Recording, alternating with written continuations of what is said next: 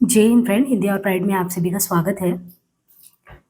Friends, यहाँ पे देखिए, हिंदी गद्य विधा में आलोचना विधा के तहत प्रीवियस के हमने लगभग 3 से 4 क्लासेज आपको प्रोवाइड किए हैं, जिनमें हमने शुक्ल जी, हजारी प्रसाद द्विवेदी, रामविलास शर्मा और नगेंद्र जी, इनको कवर कर लिया है। और उसी कड़ी में हम देखें, मार्क्सवादी दृष्टि से जो एक अपना स्थान सुनिश्चित करते हैं हिंदी साहित्य में, आधुनिक हिंदी आलोचक रामविलास शर्मा। तो आज हम इन पर बहुत विस्तार से चर्चा करने वाले हैं। क्लास की शुरुआत में हम इनकी जो महत्वपूर्ण कृतियां हैं उन पर चर्चा कर लेंगे, और जो अवधारणात्मक समझ है वो क्लास के लास्ट में देखेंगे। तो कुल मिला के आप यहाँ पे देखिए, जो लिखा है, मार्क्सवादी दृष्टि और जातीय परंपरा का ऐतिहासिक समन्वय, ये बहुत महत्वपूर्ण रहा है इनके जीवन के केंद्र में, कि इन्होंने जो है भाषा, समाज, इसको साहित्य से जो जोड़ा है। अब यहाँ पे एक यथार्थ बोध से भाषा, समाज और इतिहास तीनों को जो जोड़ने का काम है, वो बहुत अच्छे से किया है रामविलास शर्मा जी ने। इनका जीवन काल जो है, देखिए, इनकी यात्रा जो शुरू होती है वो 10 अक्टूबर 1912 से यात्रा शुरू होता है और 30 मई 2000 तक। और एक प्रमुख सशक्त हस्ताक्षर के रूप में मार्क्सवादी समीक्षकों में इनको गिना जाता है। और इनके अनुसार ये कहते हैं, रामचंद्र शुक्ल जिस तरीके से आलोचकों में एक अपना स्थान रखते हैं, कथाकारों में मुंशी प्रेमचंद जी रखते हैं, उसी प्रकार कवियों में निराला जो है रामविलास शर्मा के बेहद प्रिय हैं। और आप देखेंगे कि ये तीनों साहित्यकार पर इन्होंने जो आलोचनात्मक प्रतिमान के मानदंड है उनको बहुत अच्छे से कायम किया है, ये हम आगे देखेंगे। डॉक्टर रामविलास शर्मा मार्क्सवादी आलोचना के पर्याय है। उन्होंने यथार्थ बोध को केंद्र में रखा, यथार्थ बोध को केंद्र में रखकर आधुनिक हिंदी साहित्य का मूल्यांकन किया, और भारतेंदु युग से लेकर नई कविता तक पूरे काव्य प्रवाह को इन्होंने यथार्थवाद से जोड़कर देखा है। अब देखिए, यहाँ पे इनके जो प्रमुख रचनाएं हैं, उसमें शुरुआती दौर में अगर आप रचना देखें तो प्रारंभिक जो इन्होंने न्यू 1940s में रखा, तो उसमें प्रमुख रचनाओं में प्रेमचंद जी पे आलोचनात्मक जो रचना है 1941 में, भारतेंदु युग 1943 में, निराला 1946 और प्रगति और परंपरा 1949। यानी यहाँ पे आप देखिए कि प्रारंभिक दौर में इन्होंने ये 4 बहुत महत्वपूर्ण कृतियां लिखी, प्रेमचंद जी पे, भारतेंदु युग पे, निराला जी पे और प्रगति और परंपरा 1949। इसी क्रम में 1950 से 70 में अगर आप देखें तो आचार्य रामचंद्र शुक्ल के साथ हिंदी आलोचना, तो इस कृति का नाम है शुक्ल हिंदी आलोचना, यानी आचार्य रामचंद्र शुक्ल और हिंदी आलोचना करके 1955 में। भाषा और समाज बहुत महत्वपूर्ण रचना है, या आलोचनात्मक दृष्टि से आपको ये समाज और भाषा को अगर जोड़कर समझना है तो ये बहुत अच्छी कृति है 1961 में। निराला की साहित्य साधना, निराला जी को एक अलग स्तर पे पहचान दिलाने वाले अगर कहें तो ये जो इन्होंने निराला की साहित्य साधना 3 भागों में लिखा, 1969 में है, 72 में और 76 में। और इसके बाद जब और भी परिपक्व स्थिति होती है तो इन्होंने 80 से 2000 के बीच में हिंदी जाति का साहित्य 1986 में लिखा, भारतीय सौंदर्य बोध और तुलसीदास 2001। एक चीज आप देखने को आपको मिल रहा है कि एक ऐसा राइटर जो है, जो आलोचना धर्मिता को आप निर्वहन करते हुए बहुत बड़े बड़े जो हिंदी में रचनाकार रहे हैं, चाहे प्रेमचंद जी, भारतेंदु और निराला जी हो गए, शुक्ल जी, इनके अलावा आप ये देखिए तुलसीदास, इन्होंने सभी पर बहुत विस्तार से चर्चा की है। किस चीज से वो मतलब कि एग्री हो रहे हैं, डिसएग्री हो रहे हैं, वो सारी चीजें इन्होंने अपनी आलोचनात्मक कृतियों के तहत अपनी बातों को रखा है। तो अन्य योगदान ये है कि हम जब तार सप्तक, अज्ञे जी के तार सप्तक को पढ़ते हैं तो उसमें भी आप 1943 में तार सप्तक के 7 कवियों में रामविलास शर्मा जी को देखते हैं। बाकी इन्होंने समालोचक पत्रों का संपादन भी किया। देखिए, इसी रचना को हम कैसे याद कर सकते हैं, हमने आपसे कहा कि कॉन्सेप्ट पे अभी बाद में बात करते हैं। सबसे पहले आप देखिए कि आप प्रीवियस के जितने भी क्वेश्चन एग्जाम पेपर में देखेंगे तो जहाँ पे आलोचनात्मक कृति आता है तो कुछ चुनिंदा राइटर जो हम शुरुआती दौर में आपको करा रहे हैं वहाँ से बहुत सारे क्वेश्चन आते हैं। इसी क्रम में अगर देखें तो रामविलास शर्मा जी की भी रचनाएं बार बार एग्जाम में पूछी जाती हैं, और क्योंकि ये कालाक्रम अनुसार लगाने को आता है तो हम इसको कैसे याद कर सकते हैं, क्योंकि करीबन 16 रचनाएं यहीं पे हैं, तो बहुत सारी रचना है, तो इसको कुछ जो महत्वपूर्ण रचना है उसको हम कैसे याद कर सकते हैं। देखिए, मेरा निमोनिक टेक्निक है, आपके लिए काम आता है तो अच्छी बात है, नहीं तो आप अपने अकॉर्डिंग भी बना सकते हैं। पहली रचना जैसे प्रेमचंद जी है, तो प्रेमचंद जी पे इन्होंने पहली जो रचना लिखी, हालांकि प्रेमचंद जी पे दो है, प्रेमचंद करके है और प्रेमचंद और उनका युग करके, तो इसको माइंड में आपको रखना है कि प्रेमचंद जी पे इन्होंने एक रचना तो लिखा है, साथ ही प्रेमचंद और उनके युग के साथ एक और रचना लिखी है। लेकिन प्रेमचंद और उनके युग के पहले ही इन्होंने भारतेंदु युग, निराला, प्रगति और परंपरा, साहित्य और संस्कृति, ये सभी लिखा है। तो हम यहाँ तक पहले एक टेक्निक बनाएंगे कि हम यहाँ तक किस तरीके से याद कर सकते हैं, फिर हाफ जो है नेक्स्ट कोई मतलब कि कोई ट्रिक बनाएंगे, उसे याद करेंगे। देखिए, पहली रचना जैसे प्रेमचंद जी 1941 में लिखते हैं, 1941 में। तो प्रेमचंद जी अगर देखें तो कथा साहित्य में अपने क्षेत्र में अग्रणी रहे हैं, वैसे भारतेंदु जी भी नवजागरण के अग्रदूत। अब ये समझिए कि भारतेंदु जी का एक अपना युग है ना, प्रेमचंद जी का अपना युग है। तो भारतेंदु जी और प्रेमचंद जी मिलके कह रहे हैं कि जो हमारा युग था ना वो निराला था। समझिए, बहुत बहुत आराम से याद कर सकते हैं। प्रेमचंद जी का अपना प्रेमचंद युग है और भारतेंदु जी का अपना युग है। तो प्रेमचंद जी भारतेंदु जी, क्योंकि अगर आप देखें तो प्रेमचंद जी किसी भारतेंदु जी से कह रहे हैं कि आपका वाला जो युग है बहुत निराला था। तो कहते हैं हाँ निराला तो था, लेकिन निराला क्यों था? क्योंकि हमारे युग में प्रगति भी था, क्योंकि नवजागरण की स्थिति थी, है ना, नवजागरण की स्थिति थी, तो हमारे यहाँ पे प्रगति भी थी। तो प्रेमचंद जी से पूछते हैं कि आपके यहाँ क्या था, तो कहते हैं हमारे यहाँ परंपरा था। आप ये देखिए कि जितने भी प्रेमचंद जी की रचनाएं अंततः आदर्शवाद को कायम करते हुए और उसकी परिणति सुखद करते हैं। तो ये कह रहे हैं कि देखो मेरे यहाँ तो परंपरा कायम था। फिर दोनों लोग मिल जाते हैं, यानी भारतेंदु जी और प्रेमचंद जी से वार्तालाप होता है कि हमारा युग तो बहुत बढ़िया था, बहुत निराला युग था। निराला क्यों था? निराला इसलिए था क्योंकि हमारे यहाँ प्रगति भी था, परंपरा था। तो प्रगति और परंपरा 1949। अब ध्यान रखिए 1950 नहीं 49 तक ही है। और अभी हम आज़ाद भी उस तरीके से देखें तो 50 में हम संवैधानिक रूप से पूरी तरह जो है स्वतंत्रता 1947 में पाते, लेकिन संवैधानिक दृष्टि 1950। तो अभी 49 तक की स्थिति है और 49 तक की स्थिति में प्रगति और परंपरा भी है और साहित्य और संस्कृति भी एक तरीके से फ्लरिश हो रहा है। और ये सब क्यों हो रहा है? क्योंकि अभी ये प्रेमचंद और उनका युग चल रहा है और इनके युग में जितनी भी समस्याएं हैं वो बहुत ही प्रगतिशील नजरिए से उन समस्याओं का समाधान ढूंढा जा रहा है। तो हमने अभी क्या देखा, ट्रिक को कैसे याद किया। एक तरफ देख रहे हैं कि प्रेमचंद जी हैं, किससे बात कर रहे हैं? भारतेंदु जी से। और भारतेंदु जी का एक युग चलता है, इसलिए रचना का नाम है भारतेंदु युग। अब प्रेमचंद जी क्या कह रहे हैं? भारतेंदु जी से क्या कह रहे हैं कि हमारा वाला जो युग था वो बहुत निराला था। तो दोनों लोग मिलके क्या कह रहे हैं? तो निराला जी पे इन्होंने रचना लिखी। ठीक है, आप भी ऐसे ट्रिक से और ऐसे याद कर सकते हैं बना के। 1941 भारतेंदु युग का समय क्या है? ये जो दूसरी रचना है 1943 निराला की, उस पे की 1946 में।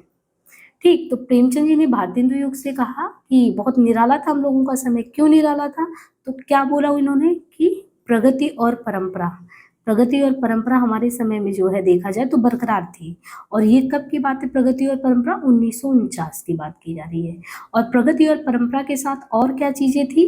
तो प्रगति और परंपरा रहेगा, वो क्यों बना रहेगा? क्योंकि हमारी जो साहित्य और संस्कृति है इस पर हम बराबर ध्यान देते चल रहे हैं। उसको साहित्य और संस्कृति को देखें तो छोड़कर आगे नहीं बढ़ रहा है। तो साहित्य प्लस संस्कृति, साहित्य और संस्कृति कब आया? वो भी 1949 में आया। और 1949 के बाद प्रेमचंद और उनका युग, यानी प्रेमचंद और उनका ही युग अभी तक चल रहा है। तो इसमें आप देखेंगे प्रेमचंद जी हर एक जो भी रचना आप देखते थे पहले तो आदर्शवादी दृष्टि से समस्याओं का समाधान कर देते थे।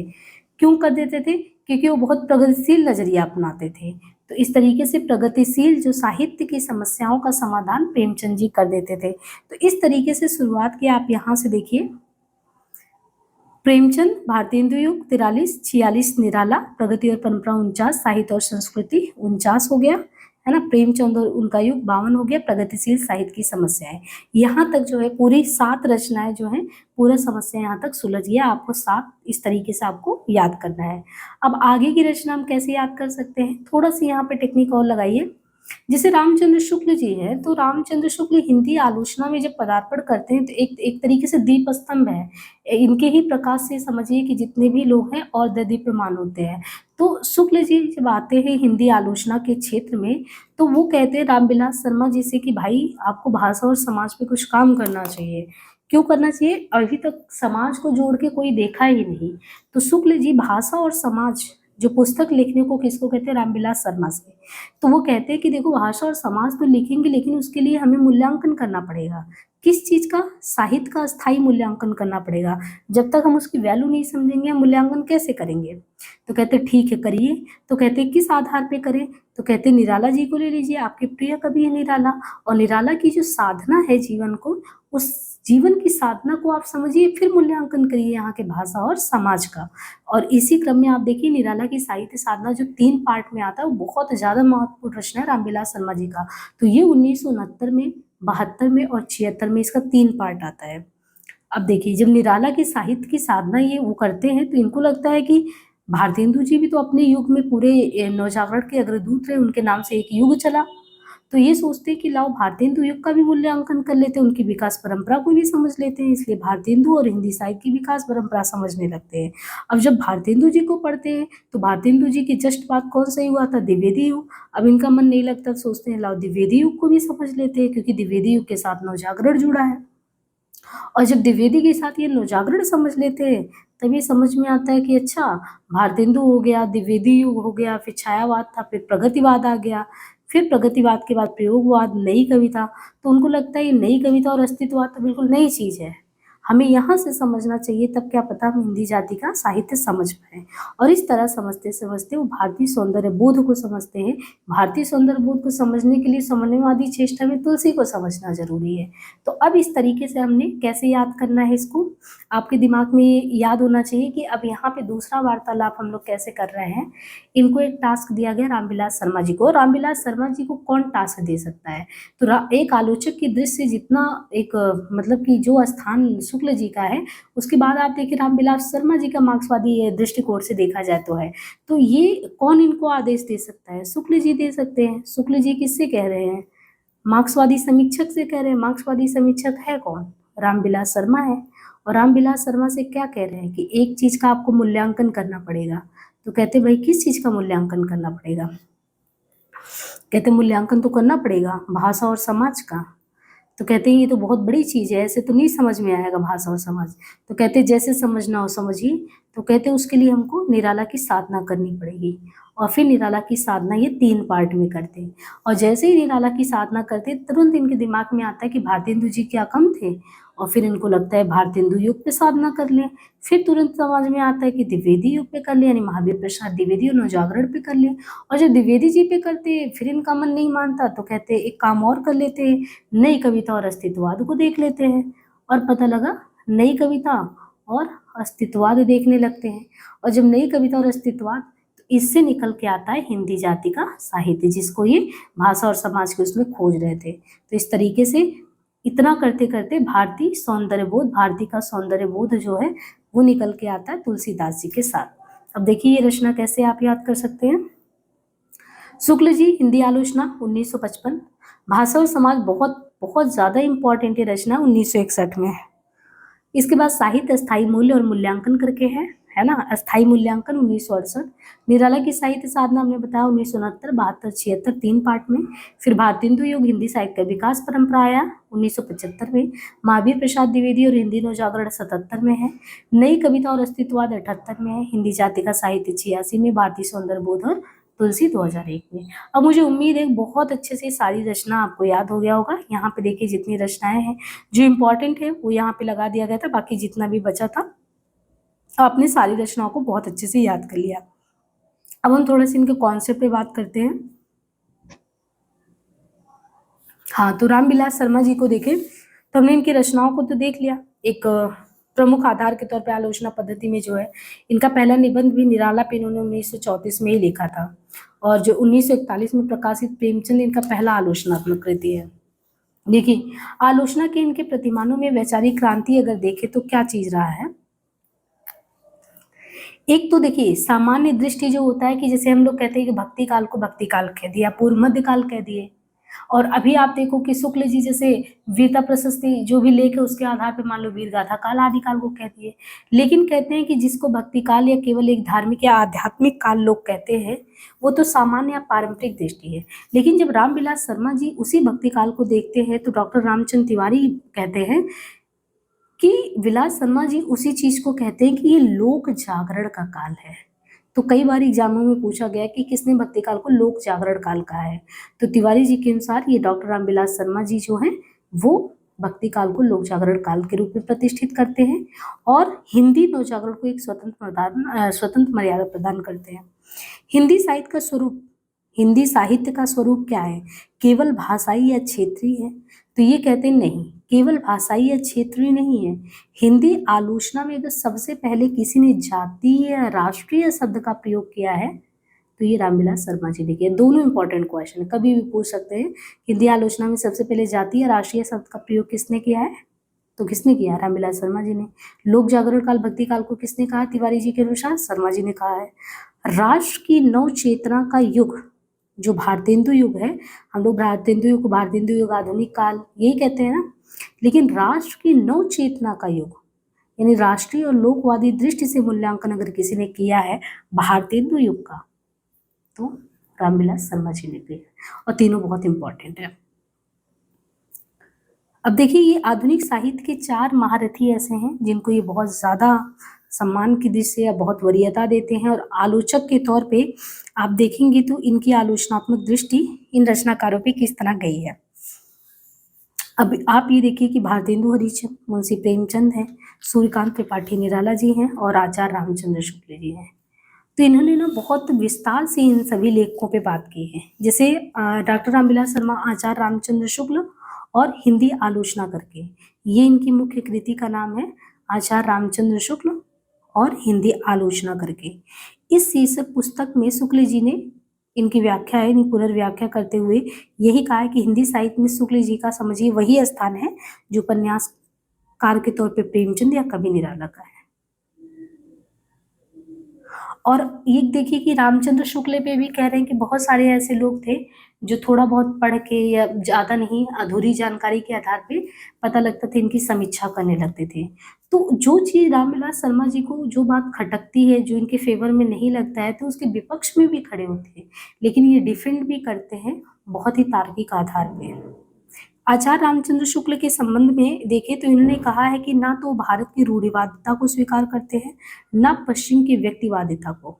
उन्होंने क्या किया, यानी रामचंद्र शुक्ल के बारे में कहते हैं इन्होंने क्या काम किया, बाहरी जगत और मानव जगत, मानव जीवन, इनकी वास्तविकता के आधार पर जो सामंती साहित्य है उसका विरोध किया। एक समय सामंती साहित्य का बोलबाला था, तो सामंती साहित्य का इन्होंने विरोध किया और क्या किया है, देशभक्ति तथा जनतंत्र की साहित्यिक परंपरा का समर्थन किया।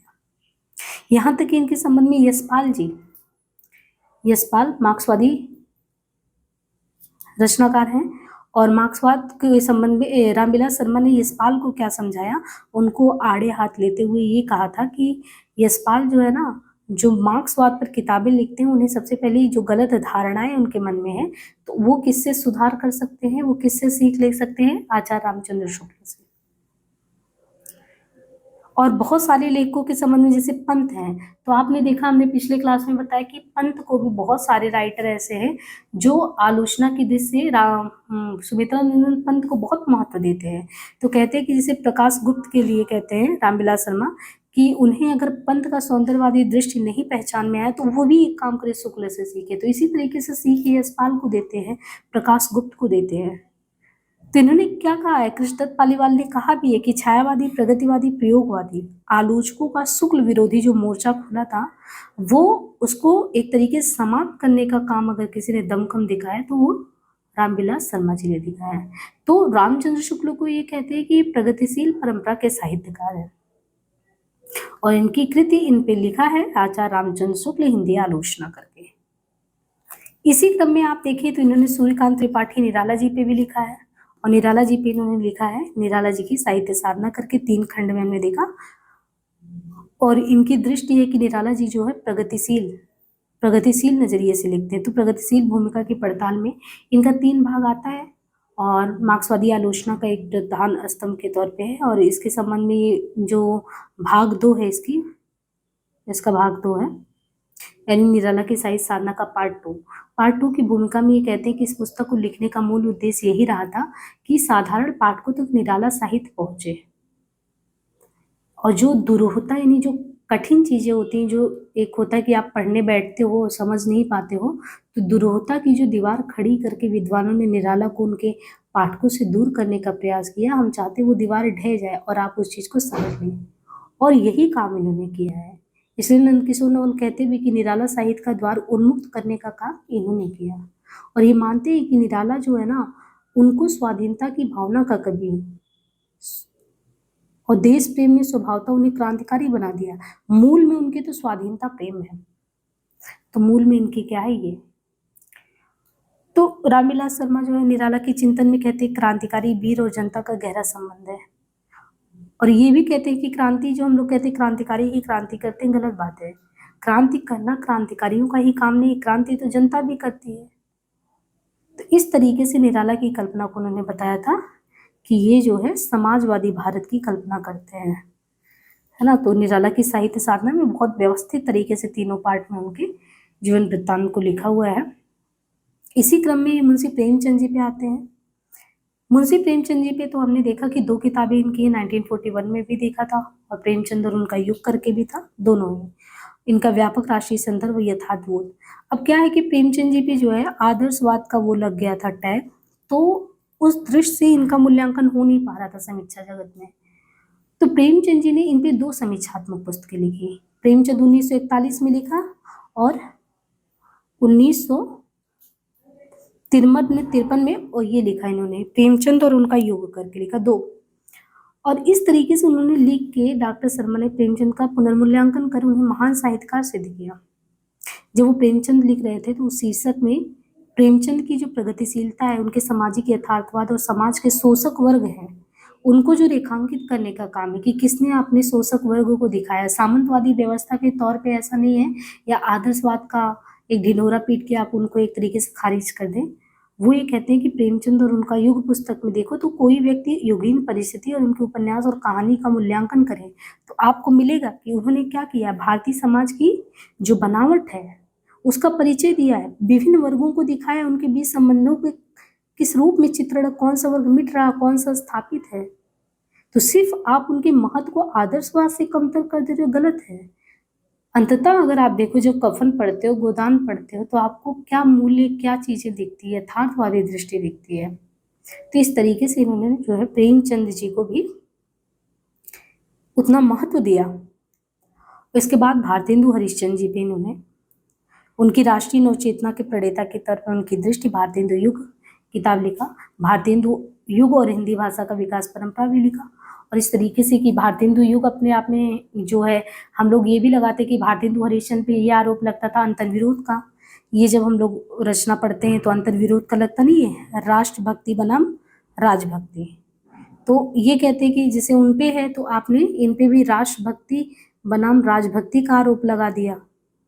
कहते कभी कभी कोई इंसान समझ ही नहीं पाता अंतर्विरोध क्या होता है, तो उन्होंने अंतर्विरोध को खोजा और फिर स्पष्ट किया, वास्तव में जितनी राजभक्ति दरबारी नरेश में होती है उतनी साधारण प्रजा में नहीं थी।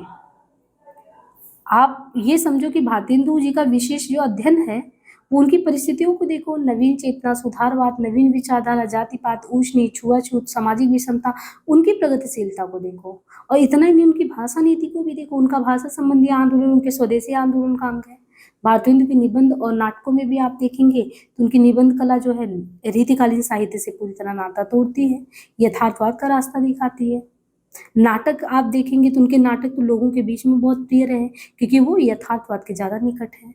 तो सिर्फ आप शुक्ल जी को अगर कहें तो शुक्ल जी को भी एक खेमे में बात के आप नहीं हटा सकते हैं, निराला जी को या प्रेमचंद जी को कुछ ना कुछ सब में कमी है, लेकिन उससे भी ज्यादा जो विशेषताएं हैं उसको देखिए। यहाँ तक इन्होंने महावीर प्रसाद द्विवेदी और हिंदी नवजागरण लिख के महावीर प्रसाद द्विवेदी के संबंध में भी बताया कि कैसे वो भाषा परिष्कारक, भाषा संशोधक के तौर पर हमारे बीच आते हैं। एक ऐसा व्यक्ति जो आपके यहाँ के अर्थशास्त्र पे, जैसे संपत्ति शास्त्र जो है, संपत्ति शास्त्र जो रचना है वो महावीर प्रसाद द्विवेदी जी का है। तो महावीर प्रसाद द्विवेदी और हिंदी नवजागरण में भी लिखते हैं कि एक व्यक्ति जो है अर्थशास्त्र पर चिंतन करके आपके यहाँ अर्थतंत्र का विश्लेषण कर रहा है और संपत्ति शास्त्र लिख दे रहा है। तो हमें समझने की बात है ये। मुंशी प्रेमचंद जी को व्यापक राष्ट्रीय संदर्भ में इन्होंने देखा तो इन्होंने कहा कि प्रेमचंद जो है यथार्थवाद का बहाव जो था वो पकड़ लिए थे, तो सिर्फ आप उनको आदर्शवाद के नाम पे जो है दरकिनार नहीं कर सकते। चंद्रकांता उपन्यास का एक समय पढ़ने के लिए ये था कि लोगों के बीच में चर्चा था, चंद्रकांता पढ़ने के लिए लोग हिंदी बहुत ज़्यादा सीख रहे थे। जिस चंद्रकांता को पढ़ने के लिए लोग बहुतायत में हिंदी सीख रहे थे, अगर आप प्रेमचंद जी की रचनाएं पढ़ना शुरू करें, कर्मभूमि, गबन, गोदान, सेवा सदन, कायाकल्प, जितनी भी रचनाएं हैं वो हमारे समाज के ज़्यादा निकट है। और वो चंद्रकांता जैसी रचनाएं जो कौतूहलवश लिखी जाए वो हमारे समाज के निकट नहीं है।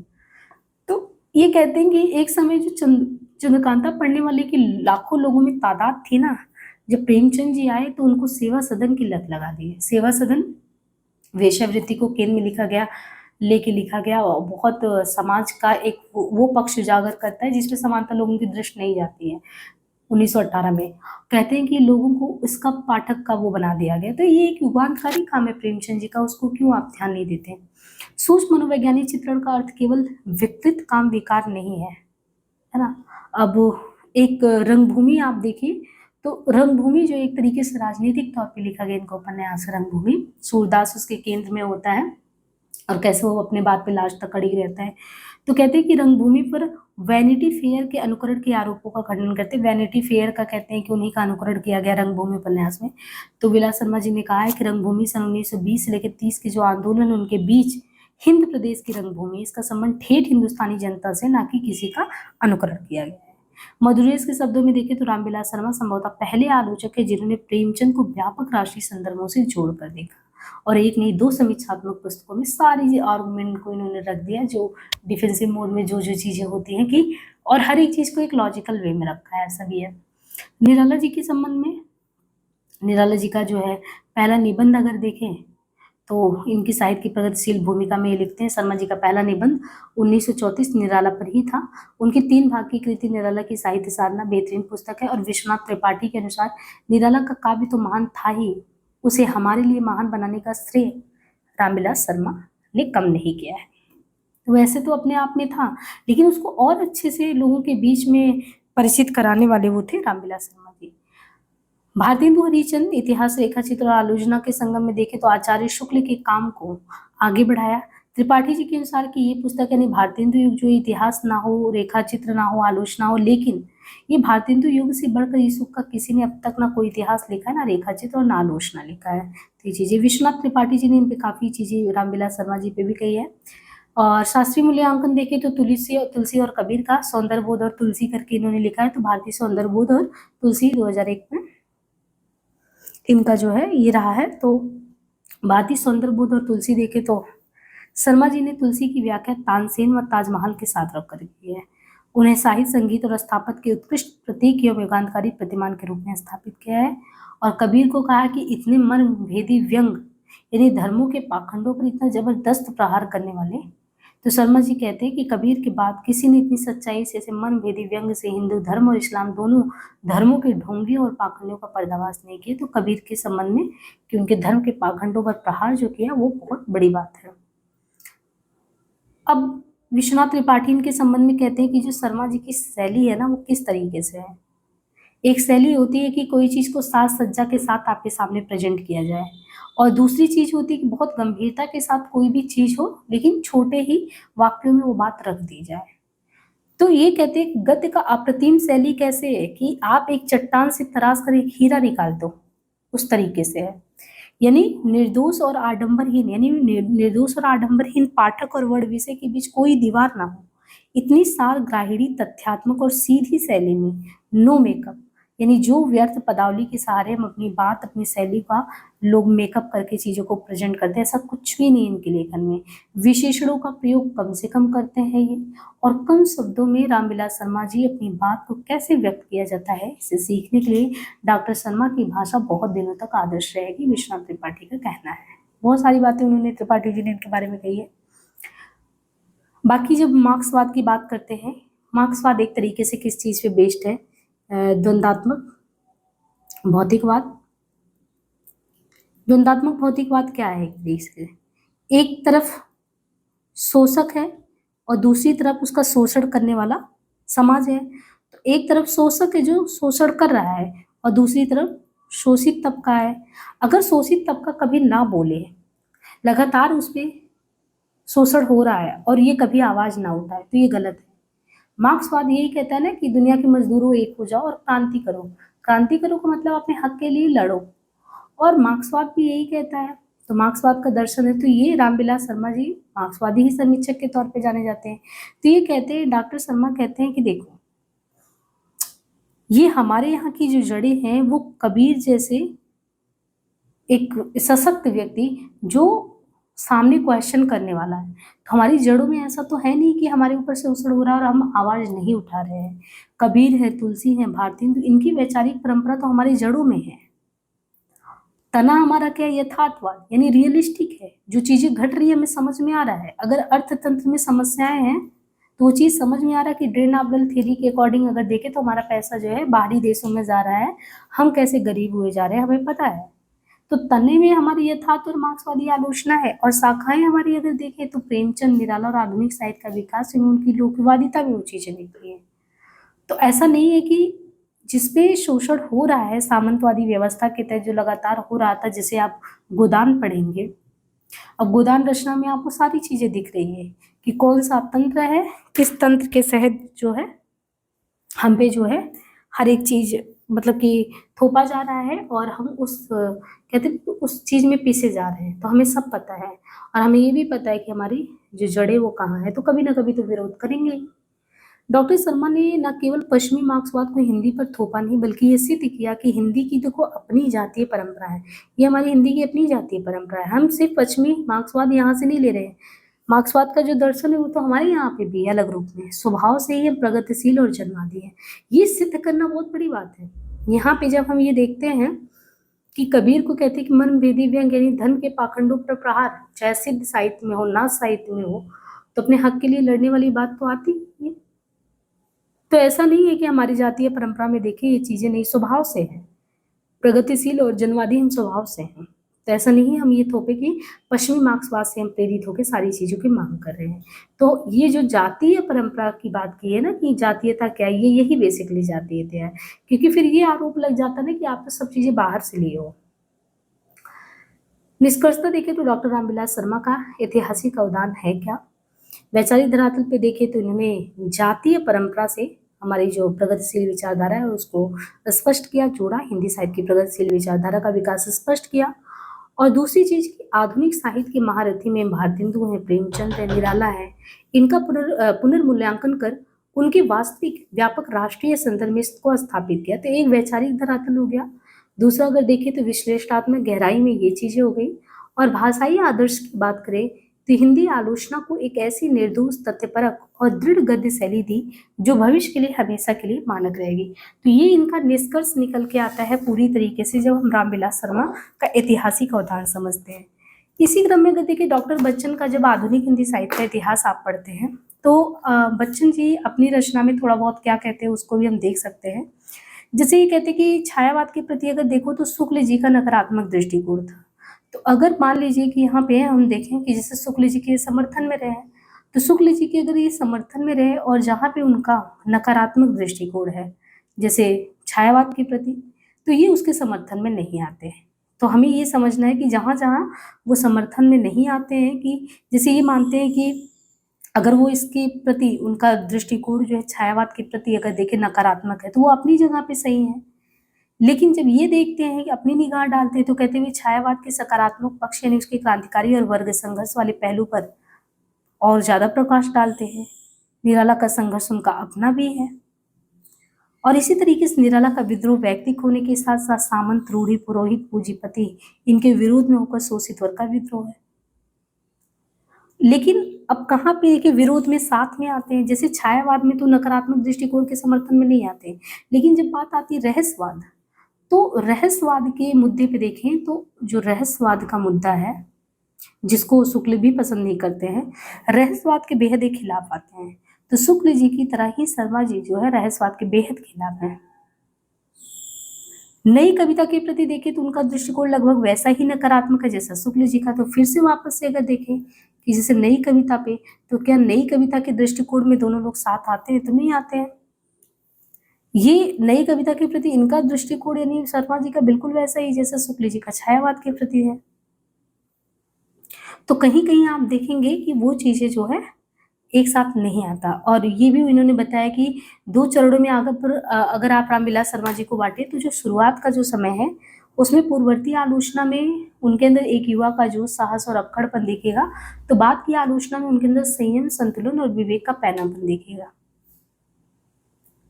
और परिवर्तन की कहते हैं ये प्रक्रिया तो गुजरती रहती, परिवर्तन का प्रक्रिया इंसान के साथ इंसान में होता रहता है। तो वो कभी कभी अपनी अवधारणाओं पे जिस अवधारणा को सामने रखता है और उससे प्रगतिशील नजरिया जब उसका डेवलप होता है तो फिर वो उस चीज को छोड़ देता है। तो काफी चीजें उन्होंने बच्चन जी की किताब में ही, लेकिन मुझे लगता है कि इतना सफिशिएंट है अगर आप बहुत अच्छे से इसको समझ रहे हैं। और अभी आप भाषा, समाज और इतिहास को जो जोड़ के इन्होंने यथार्थ बोध की दृष्टि दी है वो आपको बहुत अच्छे से समझ में आ गया। मुझे उम्मीद है बहुत अच्छे से लेक्चर सारे समझ में आ रहे होंगे। बाकी कोई भी प्रॉब्लम हो या कुछ भी नहीं समझ में आ रहा है तो कमेंट बॉक्स में जरूर पिन करें।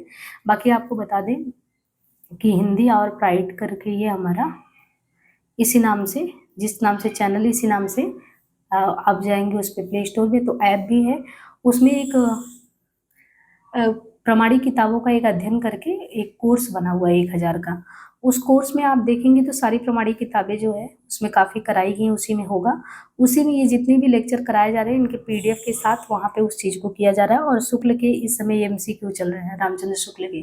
तो कोई भी विद्यार्थी जो असिस्टेंट प्रोफेसर के एग्जाम में अपियर होने वाला है वो बहुत अच्छी समझ रखना चाहता है तो वो बिल्कुल जुड़ सकता है। बाकी 2 क्लासेज और भी बने हुए हैं, यूजीसी नेट की यूनिट 9 निबंध विधा और यूनिट 10 जो है गद्य विधा, ये दोनों क्लासेस कराई गई हैं। आप वहाँ से जाके इनरोल कर सकते हैं, क्योंकि उन स्टूडेंट से बीच बीच में हम डिस्कशन भी करते रहेंगे और व्यवस्थित तरीके से जो पीडीएफ है, अब ये है जो एक अपने आप में कंप्लीट कंटेंट है, इसमें कुछ ऐसा नहीं है।